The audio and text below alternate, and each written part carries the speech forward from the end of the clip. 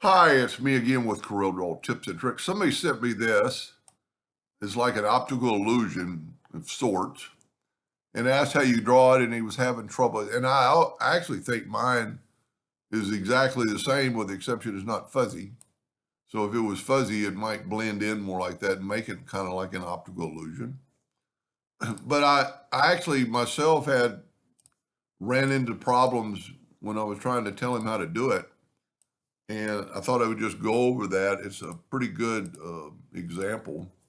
So I started off with a square because when I happened to look at this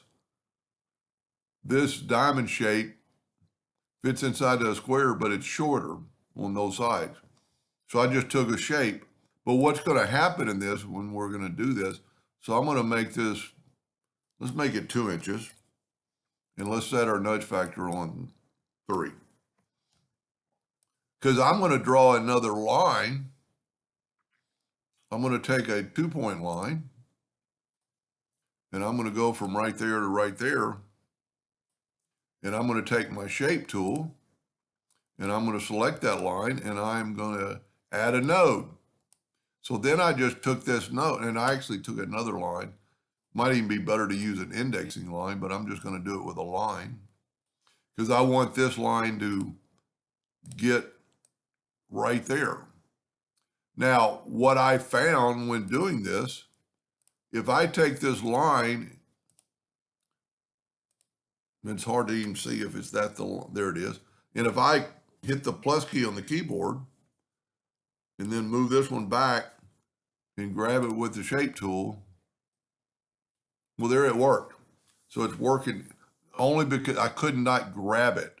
So if we look at the original or mine, it's a little thicker than I have it right now. So we probably need to take this one. And see, you got to grab off of it. And see, that line is helping me keep it up there. Now I'm going to grab this one, and it's grab with the pick tool. So I'm going to hit the plus key and go back to the shape tool, and then I can do this. And see, I need to be on that line for this to work. Now I've got to go back to the pick tool. It's still selected, but I'm going to hit the plus key to make a duplicate of it, and I'm going to do that right there. And I'm going to even actually look at the original. Yeah, it's pretty good. So let's call that good. So this is actually our first line. What we're going to do, we're going to adjust this a little bit, make this a little bit closer, because you're kind of working on this thing backwards. So now what we're going to do, we're going to take the Smart Fill tool, and even though they made it white right now, it doesn't really matter what color, and I'm going to move these over. Well, see what happened? My line is interfering, so I'm going to take away that line, take the Smart Fill tool, fill that in and nudge it over, fill that in and nudge it over. Now, I'm actually going to rotate this 45 degrees because I want something at a right angle. I'm going to Control D, and while holding down the control button, I'm going to move this over here. Now, in the original, it looked like they were white with green outline. So I'm going to take away the color and put a green outline, but I'm going to make it something, and I need to set this back. It's really irritating because I'm using somebody else's program. And then, but because we don't have any background, let's just do this. Let's put a black box this time, kind of show it off. Object, order, back of page. See, we don't have any color in there.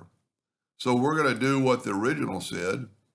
And also what I'm going to do is, while I'm thinking about it, take these lines, hit F12, and go scale with object in case I make them bigger or smaller. Then I'm going to take the Smart Fill tool. You know, I'd really like to have it something other than white. So let's do that. Let's make something other than white. Let's take I still have the Smart Fill tool. Let's take the rectangle and let's fill it in with white. But then let's get the control button and let's just add one click of green. I'm going to take away the outline. And now I can use this as a Smart Fill tool, or actually the color eyedropper would work in this case. I'm going to go take a sample of that and put it in that spot, Whoop, see, I got on the outside, I got, see, there we go. This might even look better than my first one. So now we can get rid of that, get rid of our box for right now. Now I'm going to group this together and I'm going to rotate it. Well, you know what? I don't have to rotate it yet.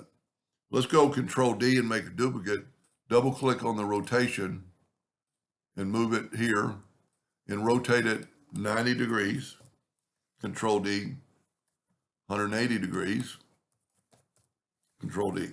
Now I'm going to group this together, Control G.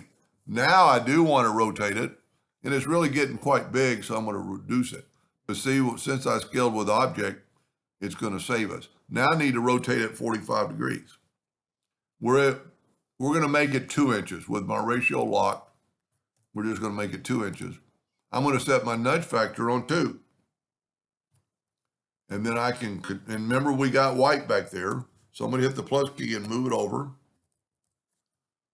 And then hit all these, hit the plus key, move them down, and then hit Control D. Now let's go ahead and group all this together. But before we do that, let's hold down the Shift key and double click on the rectangle tool. And that will put a rectangle around that. We're going to make that, I'm going to move it over one more time. I'm going to make that rectangle black and take away the outline. Now I'm going to go ahead and group these together, Control G. I'm going to take this, I'm going to go to Object, Order, Backup Page, because now when I put this here, see how my drawing is a little bit different because of the fact, well, one, my lines are a little bit thicker than they were, but my color is a pale green, much like his, or whoever drew the original. I still think this one would be just as good. It just, see, that's kind of dark in there. It's just because they're all blended together. And they might be finer, but where mine is all green. And maybe I could make those lines darker. But that's how I would do it. And I think that's pretty cool. And thank you for watching.